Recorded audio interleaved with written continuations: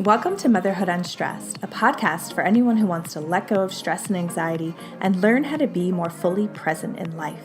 Each week, I'm speaking with experts in the fields of entrepreneurship, nutrition, mindset, sex, spirituality, and so much more. I'm your host, Liz Carlisle. I'm a writer, a speaker, and an entrepreneur. Through my own struggle to balance the demands of motherhood and life, I discovered that to truly be happy, we need to be present. Your journey to feeling less stressed and more blissfully present in your own life starts right now.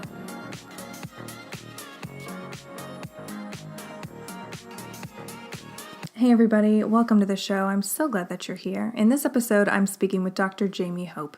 She's a wellness expert, an author, and a speaker. And in this episode, we're getting all into the power of habit. And this is something that is so interesting to me because it's all about rewiring the brain, making things easier for yourself, removing the cognitive load so that you're not struggling to get things done. You're not forcing anything. You don't even have to think about eating right or exercising. It's just effortless. And so yes, of course, I find that really interesting. And I want to help you incorporate this into your own life so that you can achieve goals for 2019. We're in March. There's still a lot of time. And so that's why I'm so excited that she's here today. And in addition to all of this habit talk that we have in the episode, she also covers the stressful load that a lot of medical professionals have and a lot of the shame that they have around expressing weakness or struggling with just the sheer emotionality that they have to deal with on a daily basis. So I'm really, really glad that she covered that topic too, because as a medical professional in an ER setting, she sees people on their very worst day. And I know a lot of medical professionals listen to this show as well. So again, enjoy this episode. Please share it with a friend. Please leave us a 5-star review. It does so much for the ratings. I'm not just saying that, it's true. And if you're listening to this, screenshot it and share it on your Insta stories and then tag me at Motherhood Unstressed and I'll share it back out and just enjoy the episode. Hey guys, before we jump into this episode, I wanted to share some exciting news with you. This week, we launched our second product. It's a 1,000 milligram full spectrum tincture. And a tincture is going to be a stronger form of the capsules and it's full spectrum. So in addition to the CBD, it also has CBG, CBC, CBDA. So it's all these different cannabinoids that are in the hemp plant that when they combine, it's what's called the entourage effect. And so it's super healing, super potent. And with the tincture, you just put it underneath your tongue or you can put it in your morning coffee and it hits your system a lot faster and a lot stronger. So you definitely want to take it easy. But when you invest in a product like this, it lasts longer and it's going to give you more bang for your buck in the long run. So definitely check us out. And if you want to see Motherhood Unstressed in your city, go to a store that sells it. A lot of markets, coffee shops, things like that are starting to sell CBD and just ask them to stock it and, send them over to the website. They can contact me and we'll get it to your city. So you don't have to order online. You can just pick it up when you're out running errands. Thanks, guys.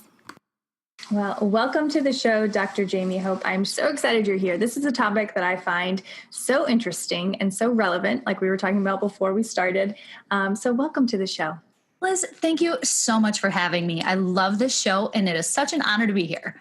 So why don't you start by giving our listeners a little bit of your backstory and how it led you to becoming a physician, an author, and now a sought-after speaker? Yes.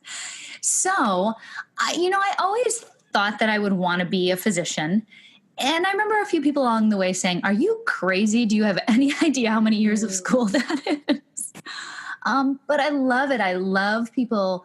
I love helping teach people get healthy and feel empowered to take care of their bodies. But what I realized along the way is, okay, I'm studying all the science and I can nerd out about that all day. But I wasn't as healthy myself as I should have been. And at some point I realized if I am eating Cheetos and I'm telling my patients to eat broccoli, that seems a little suspicious. And I was the worst picky eater growing up. I'm so sorry to my mom. I should send her more flowers. I wouldn't eat anything. And I wasn't the tantrum kid. I was just the quiet, defiant kid. Mm-hmm. So if there was a plate of green beans sitting there and she said, "You can't get up until you finish it," I would just quietly sit there until either she finally got fed up with me or bedtime. And so I started my own healthy habit journey. So both as a scientist researching human health principles and then as a person who, didn't like vegetables are healthy food, and so I was actually going through it with that process. And then now I'm a physician. I work in an emergency department, one of the busiest level 1 trauma centers in the country. And I see people on the worst day of their life. And I know that if they had help with healthy habits, in a lot of instances, they would not have had to have ended up there. So I just became incredibly passionate about sharing this message. That's amazing. And I think that that rings true for a lot of people. Either they have family members who have struggled with weight and diet their entire lives, and maybe they feel like it's too late to change. So, Yes. what's something that you've learned along your own journey and just through all the studying that you've done? What's the main thing that holds people back from having a life full of health and wellness without it being such a struggle? People think that, it's specifically about what you eat in the exercise, but I actually like to have people step back a little bit from that. So if I could pick, 2 things. One is that people get overwhelmed. They think that if they have to do it, they have to do it all, become an Olympic athlete and a bathing suit model, or nothing. And we get stuck in that mindset, which brings me to the most important part, which is mindset. So on that healthy person journey, in my head, I'm telling myself, I'm a junk food junkie. I'm a Cheeto-tarian. Well, when you're trying to eat broccoli, but in your head, you're like, I'm a junk food junkie. It doesn't work out. So how you view yourself is how you're going to act. Wow. So we have so much BS. I mean, let's face it, Liz, we're women. We've got, we all have some negative self-talk, maybe some not so nice things we say to ourselves, and some labels in our mind that might not fit our healthy habits. So what I like to have people do before they even start trying to focus on how much broccoli you need and how many burpees you should do today, look at all that BS in your head and just give yourself a mental enema. I actually really love that. Yes. And flush it all away. We don't realize what we're calling ourselves in our heads. And that is actually impairing us from moving forward, because we're still going to keep eventually acting with that old label. I love that you just said that, because I feel like so many people, they have this goal in mind. They want to achieve it. I mean, most of our listeners especially are hard-driven moms, businesswomen, even stay-at-home moms. They're working their tails off and like they're goal-oriented. So to tell someone like you actually need to slow down and reassess how you've been thinking, that's really hard for people, I think. It is. So where do they start? What's the best way to start changing that mindset? So it helps, if you can start to recognize it and, what do you call yourself? The automatic, they're called ants, automatic negative thoughts. So like that thing when you look in the mirror and you're like, I hate my nose and my hair is frizzy. Or somebody gives you a compliment and you're like, oh, no, I usually look homeless. This is just a good day. So recognizing that, people have possibly been called names. Growing up, they had some negative people in their life, or even just they've accumulated their own negative mindset. Oh, I'm a dieting failure. I suck at this. I'm a carb addict, blah, blah, blah. All those mean things. So if they don't have a label for themselves, I'll just give them one. And it's a very simple one that I would love for everybody to use. And it's, I am a healthy person.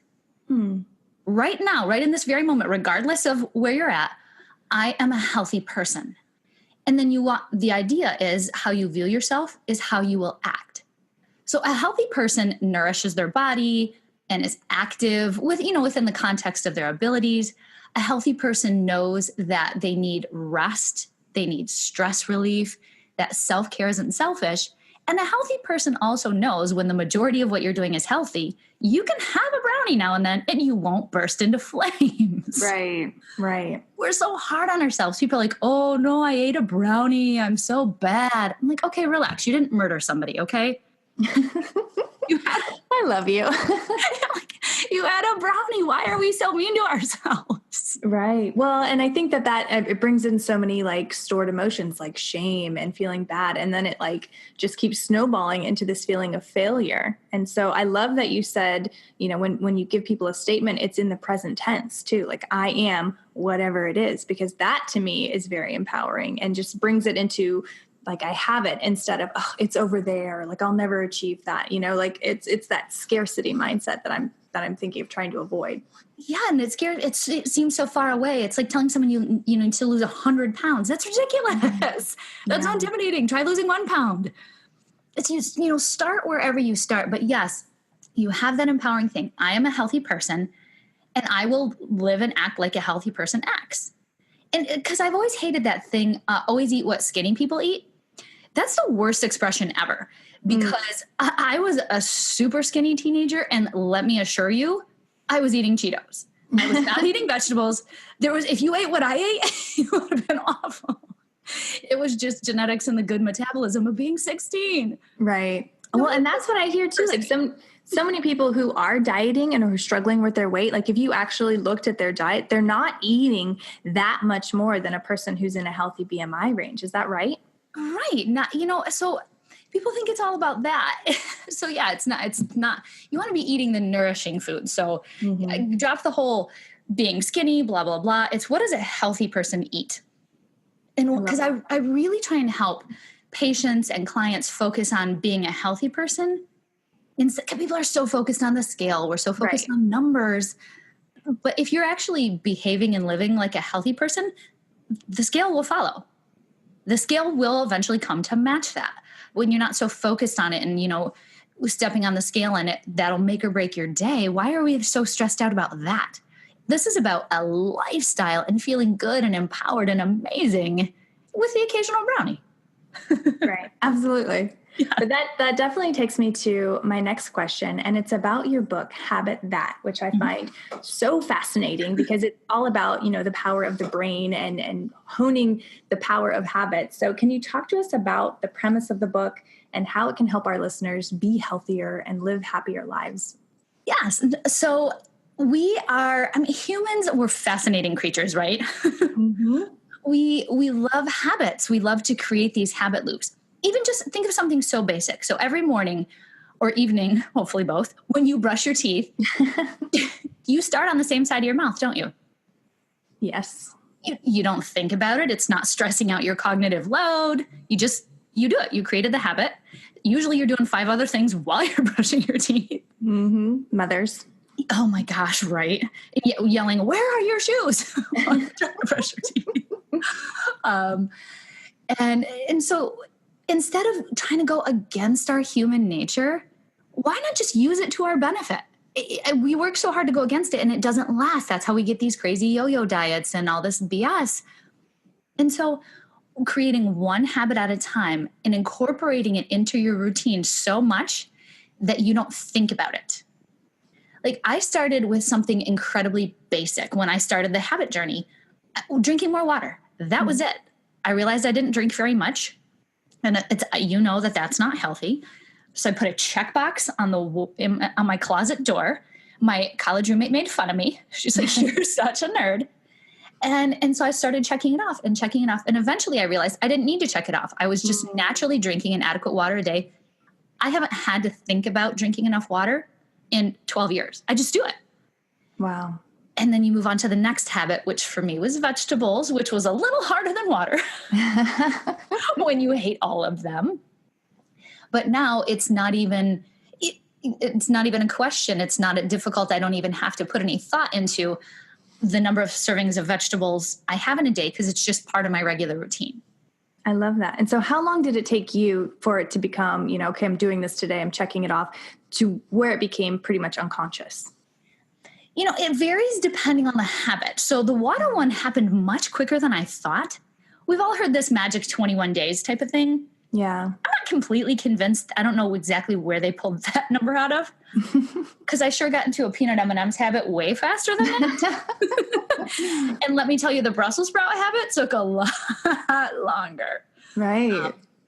So it did. And then when it's part of your habit and you're going to try to have 3 to 5 servings of vegetables every day, then when you're meal planning or grocery shopping, if you're going to have the vegetables, you got to have them there. So, today I'm in a hurry. Am I going to toss them all in a blender with some fruit and have a smoothie? Am I going to have, throw some on top of whatever I'm eating for lunch? And then it becomes so easy. It just Right. takes time. We magically think we're going to get better at it or be amazing and perfect at it the first try. I think that's important to say, because so many people are like, well, if I can't do it and it's been over 3 weeks and it still feels forced, to have that grace for yourself and be like, hey, it's okay. Like, I am rewiring my brain by doing this. So, Yes, it just takes having that grace. Yeah, it takes time. And honestly, we need to be kinder to ourselves. Seriously, when your toddler is first learning to walk and they take a few steps and they fall down on their cute little diaper tush, they don't sit there and say, I'm a complete loser. I'm a failure. I tried walking once and I suck at it. I'm going to go ahead and just crawl forever. I love that. I love that. So talk to us. I mean, because you are a doctor, talk to us about the science behind creating these habits, and why does it make, like, once you create a habit, why does it make your life basically so much easier? It takes it off of your mind. So in our brain, and I'll try not to be too nerdy, but I get very excited about No, I love it. I love it. So we've got all these neural pathways. Like in your mind, the neural pathway of the place that you drive all the time, it is so deeply set. It's so easy. So when you're creating a new habit, imagine you are at the very top of a snowy hill on fresh powder and you're about to sled down. No pathway currently created. So the first time you sled down, you make a path, obviously, in terms of gravity. And then the next time you go up, you could go in that path again, but it's not very deep. So you could go anywhere.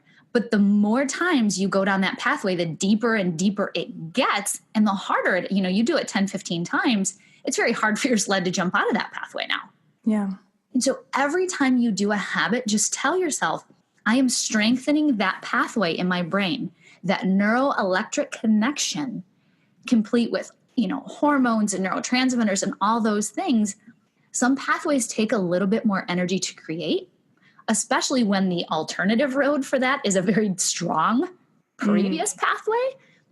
But you can do it. Our brains are capable of unimaginable thought and content and activities.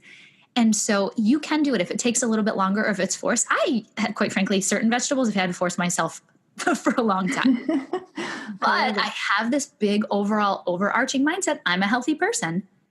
And I realize a healthy person can eat, will eat healthy. I may never like green beans, and that's okay.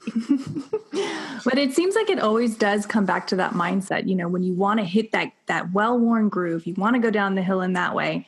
If you can come back to your original, I am healthy, or I am whatever it may be, it seems like that's like the saving grace. That's what's going to, divert that gut instinct to go that certain bad way. Yes. And that's going to be your guiding mantra. I'm very big into, mantras. Take it and write it on the mirror in your bathroom. I am a healthy person. Stick it on Post-it notes. Put it all over your house. I am a healthy person. Tell yourself that at stoplights. Trigger habits where you're repeating stuff that you believe in, that you want to own, that's part of you, and you're strengthening that neural pathway as well. I love that. And I actually just started doing like Post-it notes around my house and like in my bathroom. So it's stuff that I see like every single day. And it does work. It sounds so silly, but it works. I wonder what the maid thinks. Oh, who cares? I know, seriously. Well, because sometimes I'll take it and write it on the mirror, and I'm sure she just comes in like, oh, here we go again. That's hilarious. So of all the strategies that you kind of mentioned for, reinforcing new habits, which one do you think is the most powerful? If you had to pick one, which one would you offer if you had no other choice? Oh, if I had to pick one, I would say, I would say it's connecting to your why. Connecting to the actual reason that you're doing this. Because sometimes you're like, you know what? I would rather just have an entire pan of brownies than Brussels sprouts today. But my real why for doing this is because I want to know what it's like to be a healthy person so I can help my patients. I want to be a healthy mom so I can run outside and play with my kids and not feel winded. And so with all the patients I've connected with over the years, their whys are as varied as the individual.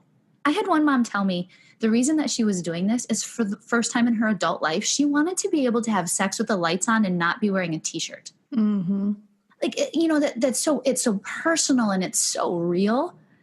And so if you can connect with the reason that you want to be a healthy person, whatever it is, that's the kind of thing that keeps you going on certain days when you're still laying down that neural pathway and it kind of sucks a little. Yeah. Yeah. I love that. And I think that everyone listening can do that. It's something that we can all connect to and incorporate in our own lives. And that's empowering. Yes. Yeah. It's like you said, I mean, guilt and shame have no place in any part of this journey. We're all imperfect. This is about empowerment because we can absolutely do this. Wow. So take me really quickly through your morning routine, because I'm always curious, people who are like super successful, like we were talking earlier, you're a doctor, you're a speaker, you're an author, you're doing all of these things, you're a mother. How do you prioritize your day? What do you do first thing in the morning to really create a productive day where you're not going insane and being pulled in a million different directions? You know what? I actually had to kind of step back and create a routine because you do, as soon as if you hit the door running the second that alarm goes off, you're finding their shoes, making their lunches, getting their backpack. I'm getting my lunch made, throwing on some scrubs. Mm-hmm. You're not setting intention for your day and you're not focusing. So I don't know if you've read The Miracle Morning by Hal Elrod. No, not yet. So it's a fantastic book. And it talks about whether you have an hour to do this or even 6 minutes, going through and just very briefly having, a quiet moment where you're taking deep breaths, where you're expressing gratitude, where you're writing down something for the day, a goal, an intention, something like that. Some form of exercise, if you can. Usually mine is chasing after my children. That is work. It is. That's so much work. Sometimes on my watch, I'll hit my goal before I even go to the gym. I'm like, good Lord, these kids are in beast mode today. Wow. Yeah.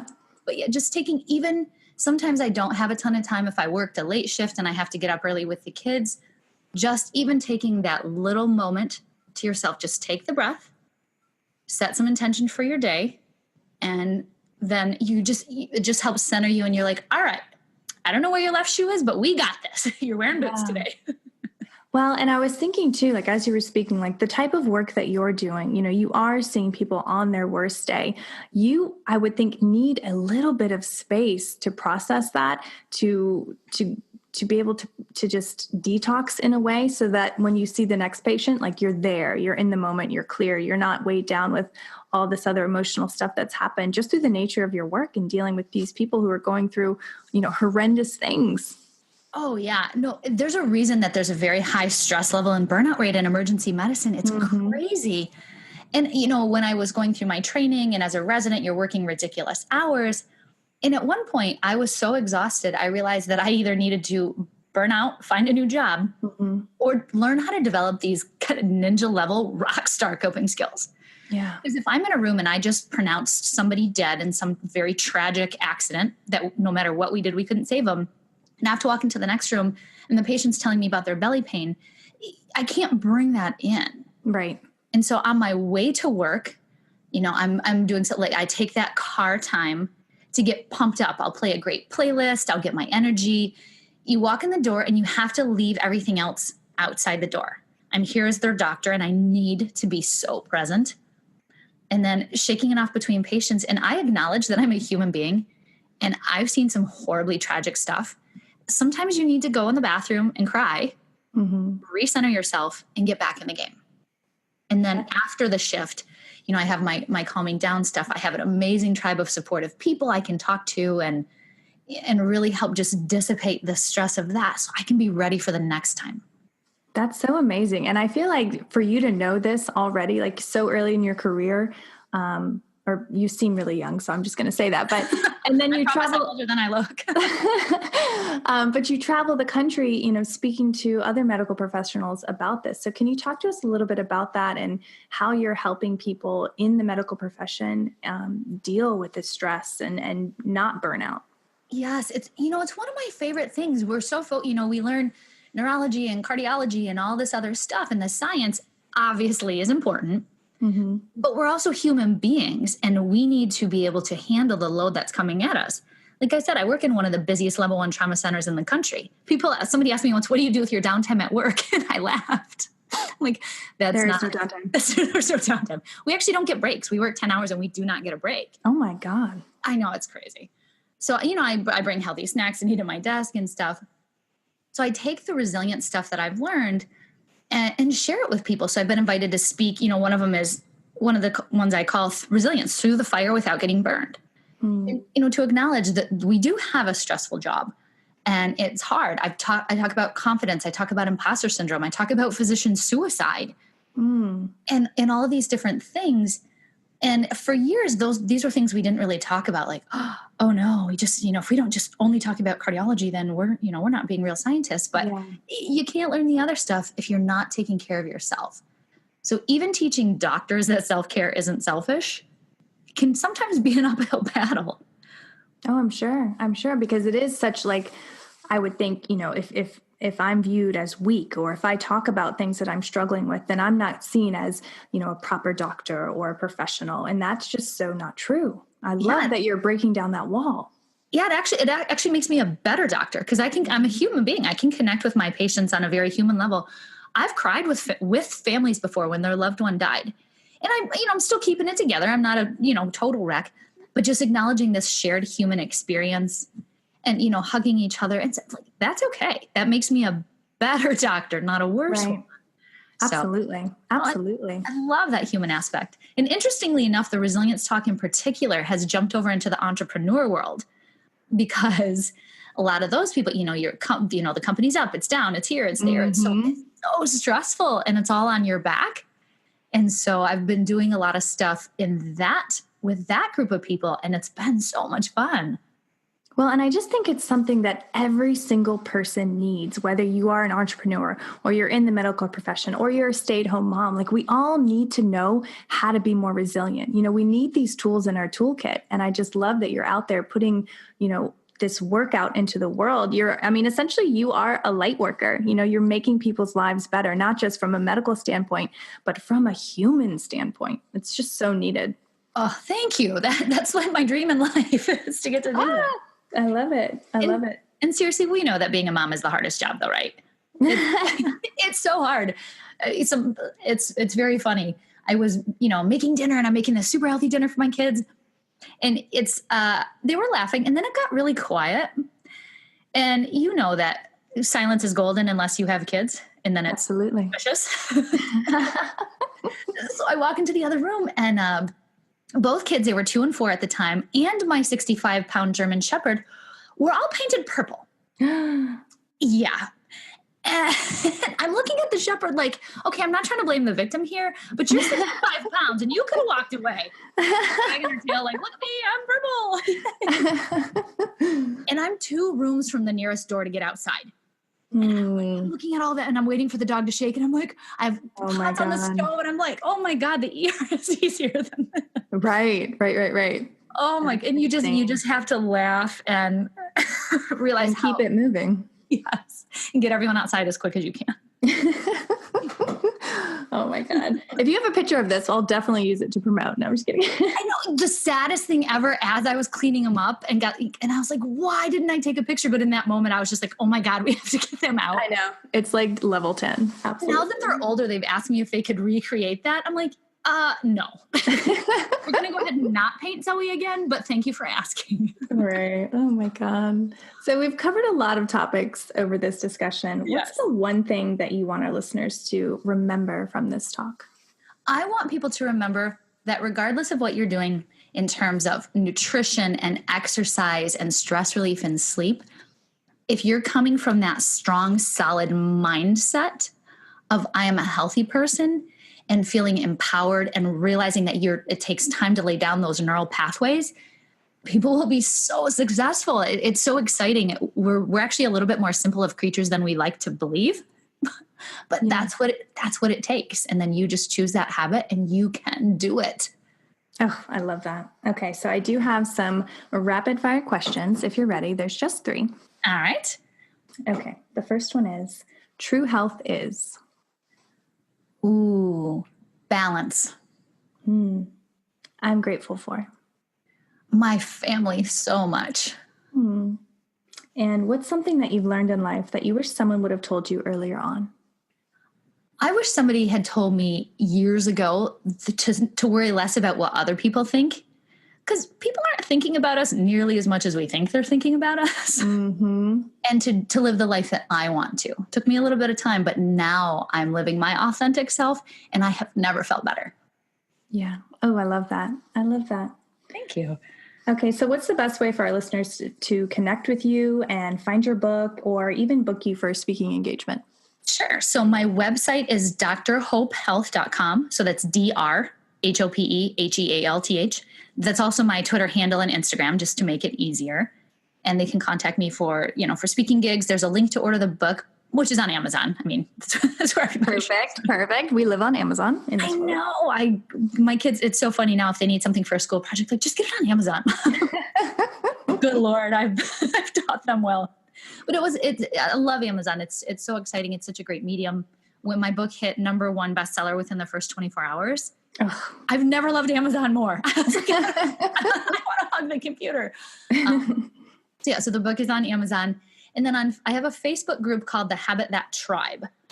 And it is a group for perfectly imperfect people who have real lives and are busy and have stuff to do, but are just trying to help get their habits healthier and support each other with our habits and, the successes and the failures. And I'll just help make the world a happier, healthier place. Wow. This is so amazing. This is so interesting. And it's actually really practically helping people. So I just love the work that you're doing. Thank you so much for being on the show. Liz, thank you so much for having me. This was great. I really appreciate it. Hey guys, I hope you enjoyed this episode with Dr. Jaime Hope. I know I did, and I'm already thinking of ways that I can use the power of habit to just make life easier and to help me achieve the goals that I want to achieve this year. If this episode spoke to you, please share it with a friend. If you haven't already, please leave us a 5-star review on iTunes. Sharing it with a friend and leaving a review is really the only way that the show can grow and reach more and more people. That's it. It's real, it's authentic.